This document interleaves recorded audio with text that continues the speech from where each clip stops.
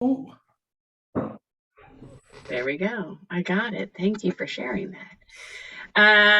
I see that I said we were going to talk about Kibud Av V'Em, to honor one's parents. Sometimes, I do it like way in advance. I'm like, I don't know. I'm guessing. I was looking at Kiddushim from last week. I have no idea. And I think sometimes we forget in the Holiness Code that there are a few basic reminders of those 10 essential commandments as well. So, what do we think it means to honor and revere one's mother and one's father? What do we think that means in application? I think it means something different depending on your place in life. Tell me more. Well, as a child, it's a lot different than as an adult, as you start to swap roles in life. As a child, you virtually worship your parents, thinking that they can do everything. They take care of you. So that it's a combination of awe and fear. They're your disciplinarians. But as you age, I've said this often, you initially think your parents know everything, and then as you age, you begin to think they don't know anything when you're a teenager, and all the way through your college life until, I've often said, until one becomes a junior in college and you realize that you're going to about to complete that phase of your life and enter an age of being responsible for yourself. And all of a sudden, your parents have a lot more wisdom, because this thing that looks very, very scary to you, they've done. And you think, in spite of the fact that you didn't think they were doing it well when you were a teenager, they actually did it pretty well. And you have no clue as to how you're going to do it. But then how does that relate to having fear or honoring of them? Well, I think it changes from fear to respect. Respect, yes. And do you think you go from yirah to kavod? Well, yirah is both awe and fear. It's not. It can be. Yes, it's a very good word in Hebrew to describe that. Interesting. Yes, I think it goes to respect. Yes, because that they're not the only ones who have done it, but there are lots of people in life who have managed to get through that period. And as you age further, and they begin to have some needs of you and depend on you, then the roles start to shift. And I'm not sure that relationship can be both love, as well as it can be a sense of being a burden. And it depends on the individuals in those relationships, but they change over time. So honoring can be all that whole array of feelings and relationships. All right. Does anybody else have some thoughts about what it means, this commandment that is repeated, to honor one's father and mother, also in the top 10, if you will, in terms of the 10 commandments, number 5? Anybody else have any thoughts about why we are commanded to honor and respect our parents? They gave us life. Yeah. I mean, we wouldn't be here were it not for them. So some people consider the biological parents their parents that give them life, and maybe you should be grateful for that. But for a lot of other folks, biological parents aren't necessarily who they consider to be their parent. True. So after I had to study this commandment through our text long time ago when I was in rabbinical school, and honoring our parents literally has nothing to do with love, because you could hate your parents and still have to fulfill this commandment. And often as you are older, not when you're younger, like a child, but as an older adult with parents, honoring your parent has to do with providing for them, making certain that they have the provisions that they need in life. But most of the way that we show honor and yira and kavod for our parents is through our actions across time. They might change slightly as you change and you develop over time, as Marty was suggesting. Let's look at some texts if we will. By the way, when I studied this, there was like not Safaria and fun things. I was like, oh, I need to throw this into some document. It was kind of amusing to me that I was like, oh, I don't own this in this form. Let's see if I can make this work. All right. Can you see my text? Yes, we're good? Mm-hmm. All right. Well, let's look at the text in Exodus 20:12 and Leviticus 19:3. Does somebody want to read? Honor, grant dignity to your father and your mother, so that you may live long in the land the Lord your God is giving you. Nice. And The next one is, a person must revere, fear, be in awe of their mother and their father, and keep my Sabbaths. I, the Lord, am your God. so in this case, they're slightly different, right? I did not bring the one in from Deuteronomy. Deuteronomy, it's going to flip Av and Aim in terms of order.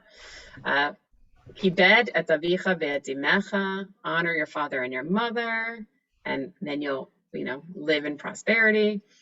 Yerachun, they'll be elongated your days. And then in Leviticus 19, ish imo ve'aviv tira'u.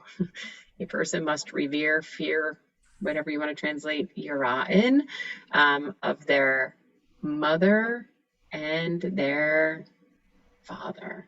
Imo ve'aviv, right? Okay.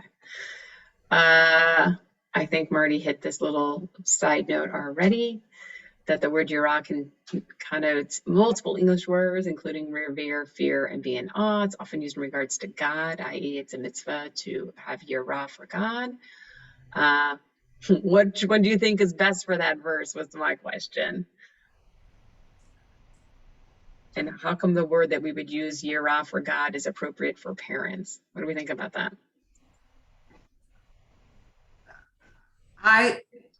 I like the translation either be in awe of or revere as opposed to fear. Yeah. Well, you don't want to be feared of your mother? No, depends sometimes. But that fear, to me, if you're afraid of someone, love is more difficult. And I would like for there to be a loving relationship between parent and child, while the child is in awe of parents, but in a really positive, loving way, not in a I'm afraid of you way. Yeah, I mean, I'm sure you all never use these words like this is going to hurt me more than it's going to hurt you. Or heard those words used when a parent was like going to give a little patch on the tuchus, so to speak. There was the ruling of the household with the iron fist way of parenting for a really long time. That if you have fear of us, then you will not misbehave. Right. How does that relate to our relationship with God, or at least the God of our theological God of our Torah, if you will? I know theology develops across time, but God of Torah in rabbinic times is a little. Look, God has been described as a vengeful God. Yeah. Do good, get good. Do bad, get bad. You guys kept that paragraph in the Via Hafta. Yeah. Right. Joe, we didn't. Susan, gone in the Reform Prayer Book. Yeah, it's a complex way to be. If we are in fear of our parents, then love may not be in that warm relationship. And yet everybody's given the kid their stink eye and put them in place. Like, I don't know. It is part of that relationship. And when we are adults, we are physically larger than children. When we have adult children, I don't think they sit very often in fear of their parent. They may sit in awe of admiration and reverence. But adult children need this command probably more than children of youth. All right, Kiddushin, going to Talmud. We're going to look at it there. Joel, you want to read? The rabbis taught what is reverence and what is honor. Reverence is to not stand in his place or sit in his place, and to not contradict him or support his arguments. Honor is to feed and give, to drink, clothe, transport. Okay. So when the rabbis start to break down these two texts, it is all about actions. And this is about really adult children. Nothing to do with little ones. So the rabbis break down what it means to be in reverence and to be in honor, yirah and kavod. Yirah means you don't physically stand in your dad's spot or sit in his spot. You don't contradict him when you're out in public and he says, oh, well, I think that you should have voted this way or that way, or I feel that this tax is bad. You say nothing. You don't even support his arguments. It is not your place to speak when your father is speaking. And to honor is all about making sure that your parents' basic needs are met. Do they have enough to drink? Do they have clothing? Do they have transportation? Now, it gets pretty tricky. It gets very tricky, these texts, about how to do this. So, for example, one of the examples the rabbis give is if your father takes his coin purse, it includes the mother, but they only talk about fathers, takes his coin purse and throws it in the ocean. Can you go and get it? Could you block his hand from throwing it in the ocean? And they said if you're honoring your father, in reverence of your father, the answer is no. If your father says, I'm going to sell my business for $2 and it's worth $2 million, you still don't get to interrupt your father and speak on his behalf because that's his space. It's tricky. And in terms of honoring, when your parents become elderly and need care, then honoring them means to make certain that they have that care. Do you have to change your parents' diaper should they be in that situation? That's like one of the questions that is asked in terms of relationship of what it means to honor one's parent. Have you ever been in that spot where either your child was assisting you post-surgery or you were assisting a parent who was at this stage in life? Oh, yeah. Okay. So the question is, does it honor and respect them to do that on their behalf because they wiped your tushy when you were little? Or does it cause them too much embarrassment and should we be doing it? So that's like one of the questions put out to the rabbis, and they look at these texts and these interpretations, and it's not 100% clear, right? So one of the examples they give is this great rabbi who I can't remember now who it was, very learned rabbi of a Beit Midrash, and he would lay on the ground and let his mother step on his back so she could reach her bed.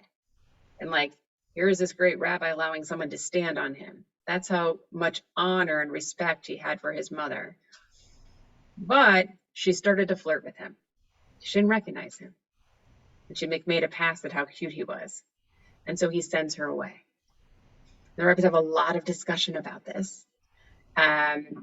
Because if he sends her away or he goes away, I think he actually goes away to Israel and leaves her behind, but he sent money for her care.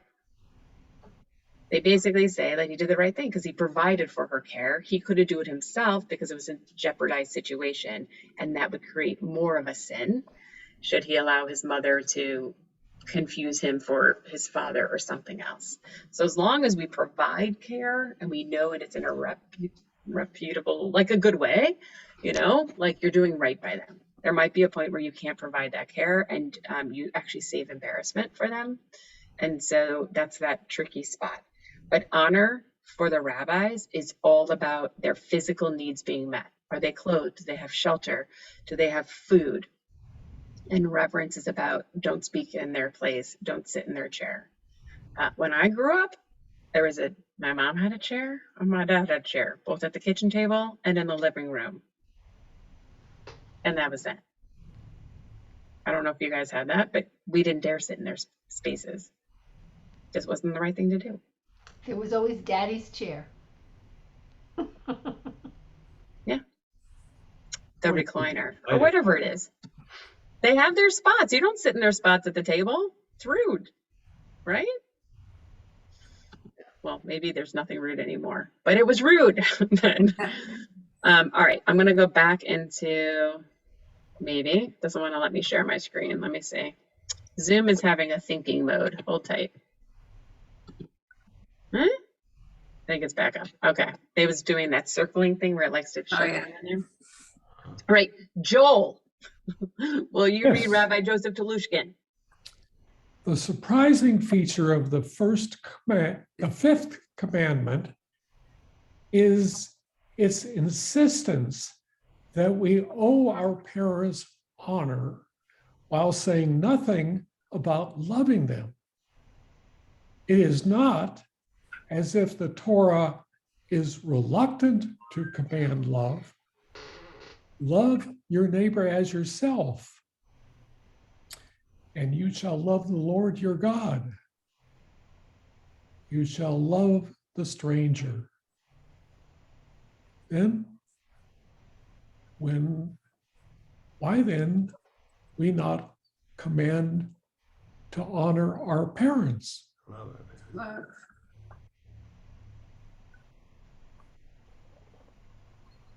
I think the real reason is that the Torah realized that it is harder to command love in a relationship as intimate as that between children and parents, either in love, either the love is present or it isn't. In addition, many children, much as they might love their parents most of the time, go through periods of estrangement from them. Thus, what the Torah is offering us is a guideline for behavior even during these periods when we might not be feeling love toward our parents, even at those times when we feel our parents have not been fair to us, or even when they have seemingly do something we regard as wrong, we are still loving, honored, obliged to love them. Honor them. Yeah, you got it. This is leaning a little bit to what Marty was saying, right? There are points where you think your parents are this and you're like that, and you're like, oh, they go to college, they finally get a brain cell back in them, but they were estranged for a little while, or your parents start to age and you don't really recognize them, or you're in discord with them. There's going to be times that ebb and flows in life, and you still need to honor them, even if you don't love them. Yeah? Yeah, well, I think that a lot of it has to do situationally. My parents, when we were growing up, used to think nothing of taking a towel from a hotel. And of course, being younger and only seeing things in black and white, I felt that was extremely wrong. But I would not contradict or say no in public. I would pull them aside and say, put that back. So, Yeah. And the rabbis might say to you, like, whether it's in public or not in public, that was their option. You should not contradict your father or your mother. I would say to you, the discretion that you provided allows for at least the questioning of the behavior, even Yes. if you're not dictating, put it back, but just inquiring. yes, they're a little tricky at those sometimes. Yeah, so Kibud Avim goes to parents as well as grandparents. So when I first moved to California, my grandfather lived in Los Angeles, and we went to his house to light the Hanukkah candles, and we lit them and we sang the blessings, and he blew them out. Oh, no.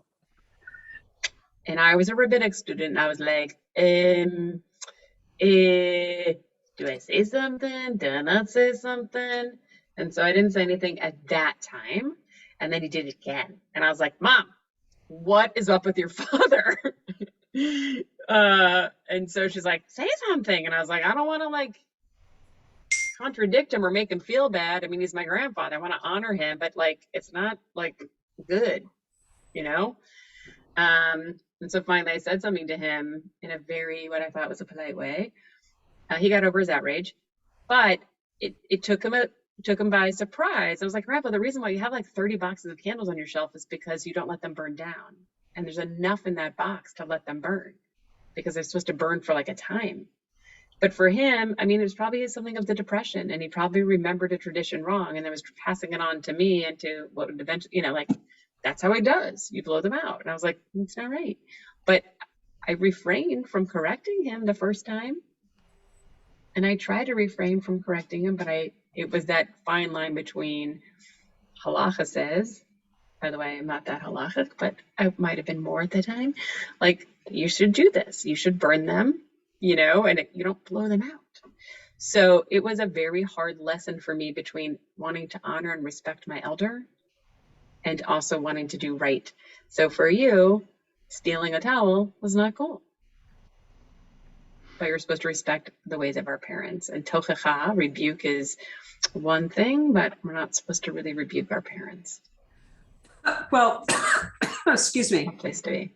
I see these examples as very different. In the Gary's parents were doing something for sure they shouldn't have done. And your grandfather, maybe he forgot, maybe it was an error of ignorance. So I don't know, to me, kind of gently reminding him that the tradition, not that he made a mistake, but that the tradition tells us that we let the candles burn. I don't see that as disrespectful. In a way, it's disrespectful to let him continue making the mistake. I mean, you could see it that way. Yeah, I think that's in the end why I sort of opted to, because you know, it's better to, I thought it'd be better for him to fulfill the mitzvah rather than to continue to break that mitzvah. I would say to you that bruising on his ego and being told anything other than he was 100% correct, and that the criticism for him was probably more heart-blowing than, and I would say that my grandma would have said to you, I paid for this hotel. Of course I paid for that hotel, paid for that towel. I know my grandma would have said that, just like she took every sugar packet off the table whenever she went to, you know, the diner, because she's paying for the meal. Wasn't stealing, she's taking what she paid for. Parents are fun, aren't they? Telushkin's commentary really does speak about the love part, the emotional entanglement, because we're told to love God, we're told to love the stranger, we're told to love the neighbor. But with our parents, it doesn't say you gotta love your parent, ever. It says you have to honor and revere them. So that's kind of an interesting thing. All right, we're gonna read two more texts, which we never really get to in my world. Here we go. Jacob ben Asher. So we're gonna read from the Torah. Jacob ben Asher, known as the Baal HaTurim, as well as, Rabbi Yaakov ben Ra'ash, Rabbeinu Asher, medieval rabbinic authority. He is often called Baal HaTurim, master of the columns, after his work on Jewish law, the Arba'a Turim. All right. So the translation below is very ill. It's rough, but I think it'll be okay. Who wants to take off the first bite? Because it's a long text. Go for it. I'll do it. Thanks. And now when he is quiet, his honoring involves no pecuniary loss, no material losses connected. He was obligated in it, and specifically in regards to shaming or rebuking him, but to summon him in law, make a legal claim, He is permitted to bring him to court, but not to shame him. He is obligated to honor him even after his death. How so?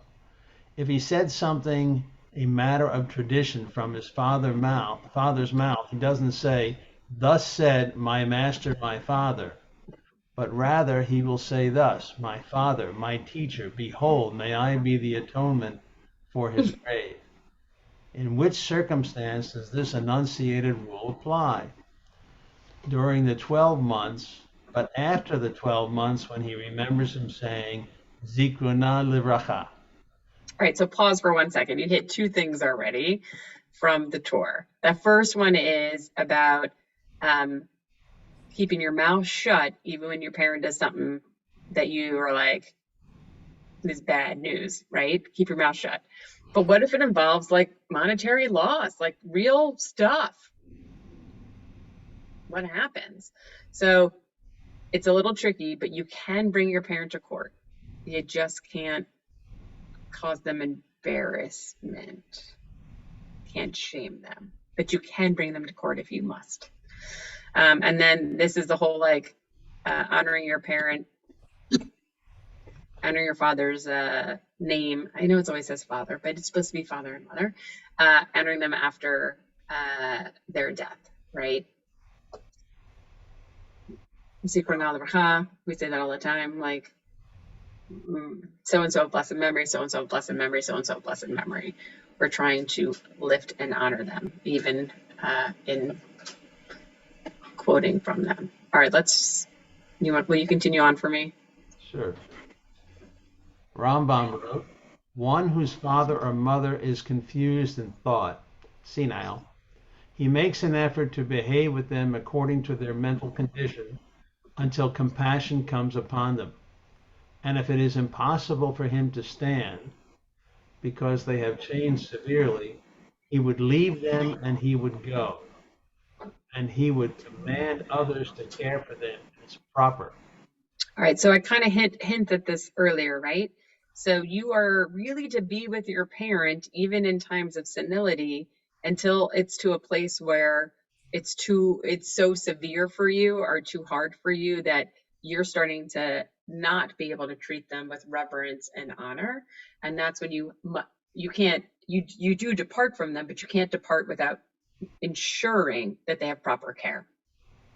If you depart and do not put care in place for them and do not check up on that care, then you will be guilty of not honoring one's parents.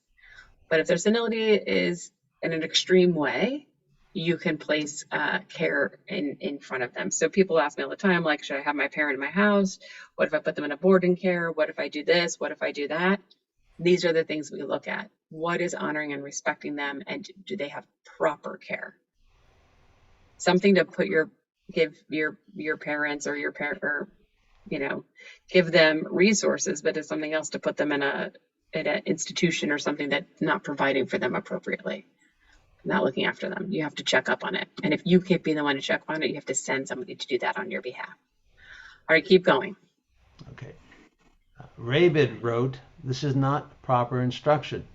If he leaves and he goes, to whom will he command to guard or protect them? The son saw his father transgress the Torah. He will not say to him, you transgress the Torah. Rather, he says to him, Father, it is written in the Torah, such and such. And because of that, he reminds him that his father will understand for himself and will not be embarrassed. All right, so that first one was disagreeing with the idea that you can put somebody in place to care for your parent. This second quote is what should have happened with my grandfather, right? Like I should have shown them the text and be like, hey, have we studied this lately? And then have him come to his own conclusion, right? That is a way to address when somebody is breaking it, is just to gently look at the text with each other, have a situation where you attend a lecture on the topic, find a way for them to hear it, for them to digest the information and come to it for themselves, rather than flat out say, you just transgressed. That might embarrass them. All right, keep going. Okay. His father says to him, give me a drink of water. And it's a mitzvah for him to be before him to do it. If it's possible for the mitzvah to be done by others, You can leave it to others to do, and he will busy himself with honoring his father, such as if the son was in the middle of another mitzvah, he can give it to someone else in order to serve his father. If there is no one else to do the mitzvah, he will busy himself in the mitzvah, and he will set aside honoring his father because both he and his father are obligated by the greater mitzvah. Greater is Talmud Torah than honoring father. Okay, so it's like prioritizing. What if I'm accompanying somebody to a funeral, the final resting place, but my parent says to me, I'm thirsty or I'm hungry? Which one comes first? So we have these challenges, right? Your first job is to go get your parent a cup of water if they ask for a glass of water. If you're in the middle of davening, you're in the middle of another mitzvah, you could quickly assign it to somebody else. If there's no one else available, you got to lean about which one's greater. What mitzvah are you performing? And then perhaps your father's drink of water is left to the side until you fulfill your mitzvah. More water talk. His father said to him, bring me a drink of water. And his mother said to him, bring me a drink of water. He leaves his mother and is busy honoring his father, because his mother is also obligated in honoring his father. Okay. And if she is divorced, then she is no longer obligated in honoring him. Thus, the two of them are equal for honor. This one is like that one. Well, you know, Hey. women are chattel. What can I tell you? Yeah. What can I tell you? So yeah, daddy comes first if they're still married. And if they're not married, then we can talk about, because the mitzvah says, honor your father and your mother. And yet we also have Yira, Tira'u, Imo Va'aviv. So mother then father. Nonetheless, because a woman is obligated to serve her husband, she comes second in her request, even though you're to honor both of them. Joe knows this. She feels it so keenly. Joe's like, whatever. All right, keep going. Okay. His father said to him, transgress on the words of Torah. Either that he says to transgress on the mitzvah, you will not do it, or that he says to him to cancel or nullify a positive commandment. Even if it is law ordained by the rabbis, you will not listen to him, to the father. And my master, father, the Rosh Rabbeinu Asher, wrote in a responsa, the father that commands his son, that the son will not speak with somebody, Ploni, and he will not pardon him on what he will do until a determined time. The son was wanting to compromise with him, but he was sensitive to the command of his father. He does not have to be sensitive to his commandment that he is forbidden to hate any man. Unless he sees him transgressing a transgression, and the father that commanded him to hate this is not at all in his power to cause him to transgress upon the words of Torah. I don't even understand that. So the bottom line is, Jill, if your father is saying to you to commit a sin, you don't have to listen. So it's a sin to hate another person, right? So even if dad's like, you can't go talk to him, you're not allowed to speak to him. Well, you can't hate another person in your heart. You got to love your neighbor like yourself. So your father will be commanding you to perhaps commit a transgression. In that case, even though you honor your parent, you still can follow through and not commit a transgression. You could go speak to that person. There are times when our parents are arguing with somebody and they think it's okay to say like, well, I'm not getting along with that person, or I'm never going to shop at that store again, or don't you go over to their house. And it puts us in a place, this is the random example that they give, it puts us in a place of committing our own sin. If your parents said you don't light the Shabbos candles, and even though you honor your parents and they commanded you to do something, you still light the candles because they don't get to command you to make a transgression. Okay. They most likely aren't going to tell you to not light candles, but they may tell you to do something catty, like not speak to somebody because they're in an argument with them.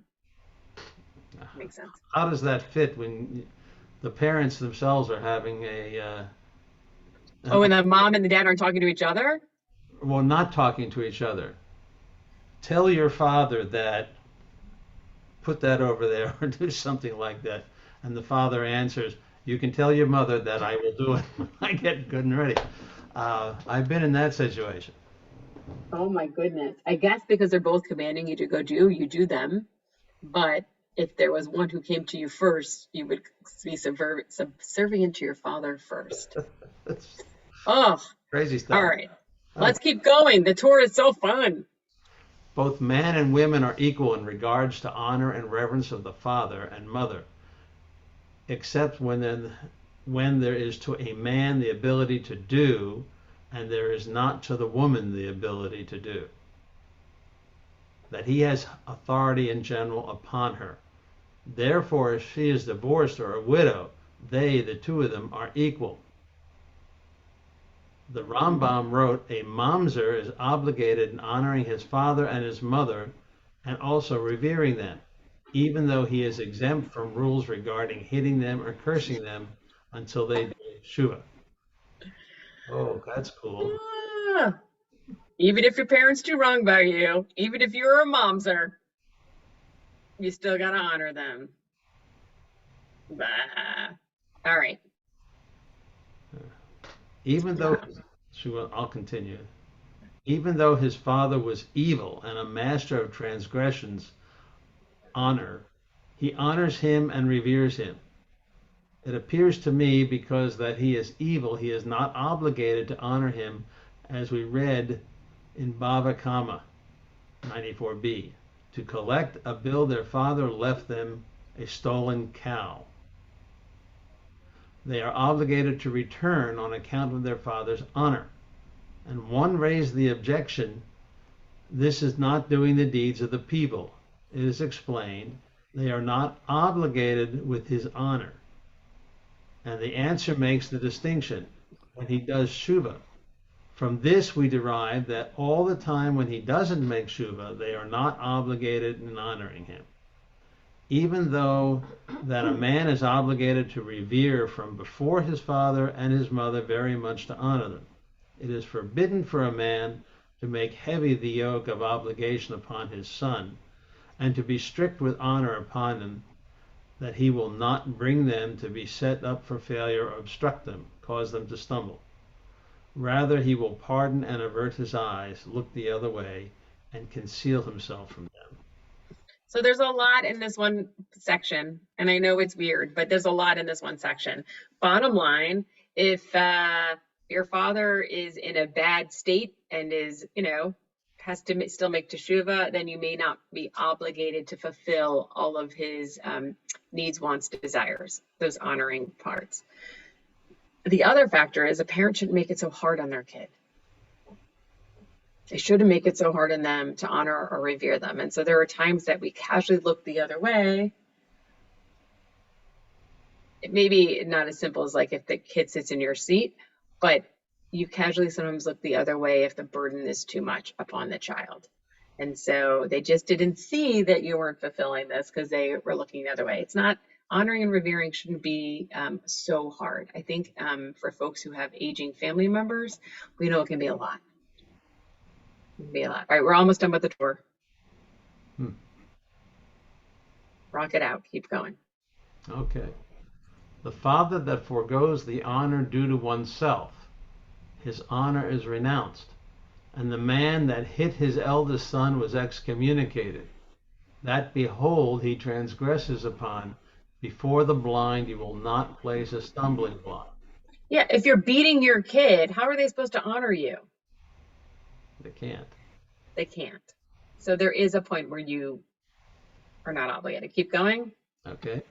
A man is obligated to honor his father's wife, even though she is not his mother, all the time he is alive. And he is obligated to honor the husband of his mother all the time that she is alive. But after her death, he is not obligated with their honor. In all events of mitzvah for honor, even for after her death, a person is obligated with honor of his older brother like the honor of his father, and he is obligated to honor his father-in-law as it is written in Samuel, please, sir, take a closer look. That's a cute. This is that David is talking to Saul, and Saul calls him daddy. David shows honor and reverence to Saul. Yeah, so does it apply to in-laws? The answer is yeah. Does it apply to step-parents? Yeah, but not in the same way that after death you would be obligated to mourn them in the same ways. But it does apply. And then you've got, you guys might be bored, but you've got Beit Joseph's commentary on Kibud Av V'Aim, and this is written by Joseph Caro, and just commentary on the Torah. So this is a commentary on what we just did. Again, you may be totally bored, which I get. The bottom line is that people think of honoring and respecting as being in fear or in awe of one's parents, worried about being spanked, or worried about, it means you got to love them. For the rabbis, it's all about, you don't be talking back, you don't sit in their spot, you make sure that they have food and shelter and clothing. And you almost to the point you will not commit a sin in order to provide this show up honor and reverence, but you will get almost up to that point. If they want to throw their money in the trash can, they want to gamble it all away, you don't get to say anything. That's their choice. If they are not paying their bills and cheating somebody and throwing their money away, you may then want to go to court, stop their hand, or have a private discussion, but you do not, they want to spend all their money, that's for them to do. That's for them completely to do. I'm going to hit this next part, and if it's not your cup of tea, it's totally fine. I'm not offended if you take off, but I'm going to, we don't often I rarely get to be looking at this Beit Yosef piece. All right. Mitzvah aseh, that a man will honor his mother and father and revere from before them. And he need to be very careful with their honor and reverence, that it is equivalent to the honor of God, until that I will come upon them as if I dwelled amongst them and they were honoring me. Remember, it's the fifth commandment. After the first four, which is about human beings' relationship with God, it's the fifth one. 6 through 10 are about societal relationships. It's that first luach, if you will, and we are not God, parents, but we are sort of in that, parents are in that in-between place, but we are equal in the need of deservingness of honor and respect. For that which is he wrote concerning the honor places father before mother, taught in the Baraita of Kedoshim 31a, a mother leads by words. Therefore, God places father before mother. Rav taught, saying it was discovered and it was known before me, one that says that that the son honors his mother more than his father because she leads him with words. Therefore, it is written that with respect, the father is placed before the mother. And it is well known that before one that says, and the world was that the son feared his father, mother, more than his mother,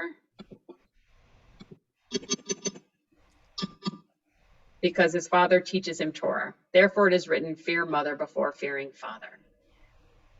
They're trying to give reasons for which one is fear and which one is honor, and it's how you relate to your parental unit.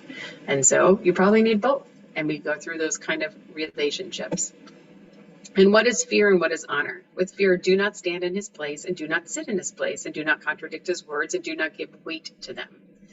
With honor, feed, give, drink, dress, cover, and enter and leave, i.e. accompany him. Thus it is the language of the Baraita in the Pesach Lager of Kedoshim. Our sages took up the ruling and explaining of each one in due course. And Rashi explained, don't sit in a special place of your father, i.e. public place. Do not stand either in the circle of elders with his colleagues of advice. If your dad is standing around talking in the lobby of the shul, you don't go and hang out in his circle while he talks to his friends. That is his space. If he sits outside on the porch or on the step and that's where he does it, or he's playing chess, you don't go sit there. That's him and his friend's place, because it's really hard to keep your mouth closed in those circles, and you can't give weight to his words or take away from them. And for the words of our own rabbi, Jacob ben Asher, it seems that Asher, reasons that Rashi disagrees with Ramah. Ramah was concerned with the seats in both public and private spaces in the house and in the courtyards. And Rashi permits him to stand in a special place and to recline in his house. Rashi is more concerned, only mentions public. It seems to me,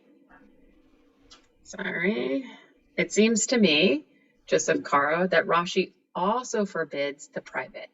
There was no need for Rashi to make it known to us. This phrase, don't sit in his place, as taught in the Baraita, but the phrase don't stand in his place, i.e. sitting is clear, but the standing part needed further discussion. That's why Rashi only mentioned that. This comes for explanation, for surely it is not prohibited to stand up in the place where his father would be sitting at home, usually in the house. There's no contempt in this. But in the place that is on his father's way publicly to stand, there in the circle of elders. If you stand there, even though he's just standing, it is disregard. This makes it seem that he is thinking of himself, and he includes himself as one of the men of advice, and it is therefore appears that he equates himself to his father. Don't stand with the peeps. You're not one of them. You're not equal to your dad. You don't own that space. Back off. Or else do not stand also means do not sit, and because the do not sit is the difficult aspect, it is necessary to explain do not stand in his place, blah, blah, blah. That goes on and on and on. It's so fun to translate all this, by the way. Our Rabbi Yerucham wrote in the name of Abalathia, Ramah, in regards to special place of the father where he prays. This falls upon the general category of do not stand in his place on what he wrote, the Ramah, upon Rashi's explanation. Do not lend weight to his words. This is not necessary, for it is contradicting his words. Rashi says, can't say words of Ploni are correct to me. Ramah says this comment is unnecessary because that is the same thing. There's an argument that essentially, so-and-so said this, and I think he's right about that, Dad. You can't do that because you can't wait, because then maybe you're also saying that you're criticizing your father and taking away from. The following argument in refutation says that there are two types of contradiction of his words. One that is alone contradicts his words, and the other is it's lending weight upon him to his opponent, like during the words of disagreement. And what Rashi wrote, do not say words of Ploni appear correct, on which one of two types did Rashi attribute? He will say that his words are correct. What did Rashi intend? That even if when the child says the word of his father's are correct, it appears he's lending weight to his father's words, exactly what the Ramah thought. You shouldn't go into the circles of your father and your father's friends' discussions on anything, because you can't lend weight to or take away from your father's words. That is their place. You are not equal. You do not belong at the table. We see this over and over and over and over and over again at every family meal that people sit at and eat at. So I think it's less concerned about the private sphere of the house and more concerned about the public sphere. But basically, you don't get to sit and talk politics. You don't get to sit and talk about the price of gas. If your father's holding court or your mother's holding court amongst their friends, that is their discussion. The moment you step in, you are liable to participate and make you equal to. And this is for adult children, because 10-year-olds don't care. These rules about how to honor and respect are primarily written over and over again to remind us as adults of how to behave with our adult, our parents. Adults need the reminders in different ways than children do. There's a natural fear in children of parents, even though they love their parents for the most part. But adult children need to be reminded consistently when we're full of ourselves, our own ideas, our own needs, our own world, and our own opinions, that our parents' words and well-being still matter. All of the writing, right? This is just like the tip of the iceberg of the writing about Kibud Ava'im and how to live it. It's all directions to adult children on how to behave around their parents. You, my friends, in this window, have children. Some are you blessed to have grandchildren or grandpuppies. The bottom line is that it is okay to have a discussion with them about how you wish to be treated and honored and respected. It is likely that adult children sometimes overstep their space, maybe not with intention, but it happens a lot. If it's not going to harm me, if my mom hires some plumber or whatever, she wants to ask me advice about is she being charged too much or who should she hire? That's one thing. If she wants to hire somebody, and even if I think it's a waste of money,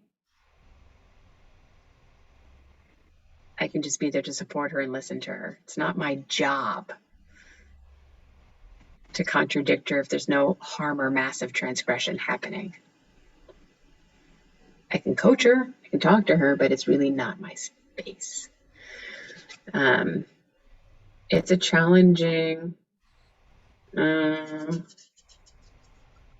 sorry, just there's so many people who have COVID. I just got like yet another text about a teacher, but it affects 2 kids in the room, so now I gotta go pull kids out. COVID right now is really bad, people. Sorry, just telling you. Really rough. Wear a mask even though nobody else is. And yes, even if you're immunized against it, everyone's getting COVID. It's a rough season. I'm gonna go handle pulling kids out of a classroom, but please, the bottom line is for me today, Kibud Ava Aim. Make sure that parents are cared for, make sure that you can be cared for in a way that preserves your dignity. And it's okay to talk to your kids too about what it means to honor and respect you as they are grown adults. And we sometimes need reminders of how to step appropriately around our parents. I'm still not going to sit in my mom's chair, but I'm sure that I have stepped in her space one too many times with all of my opinions. I have too many. All right, my friends, that is all for the day. Thanks for hanging out with me. Thank I think you. I have classes for the next few weeks with people. Right. Bye. Thank you.